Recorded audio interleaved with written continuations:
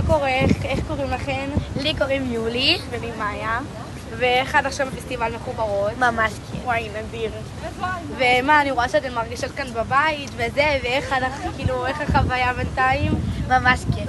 כן, ממש כיף, הכרנו עוד חברות. כן, נכון. ועושים לנו פעילויות מדהים. נכון. ואתן חושבות שהבחירה של מחוברות זאת הבחירה הנכונה, ואם לא, אז מה הייתן עושות אולי? לפי דעתי זאת הבחירה הנכונה. כן. זה גם ממש קרוב לים. מה מיוחד דווקא במקום הזה? גם פעילויות, שבבית מלון רגיל לא היה פעילויות. כאילו, אנחנו מתחברות כאילו, ויש לנו זמן איכות עם אמא שלנו, מהאמהות שלנו. וגם אנחנו ביחד. כן, ומכירות עוד חברות, והציעו לנו גם ללכת לבית מלון לבד, כאילו לבית מלון בלי פעילויות, ובחרנו כאן בגלל הפעילות.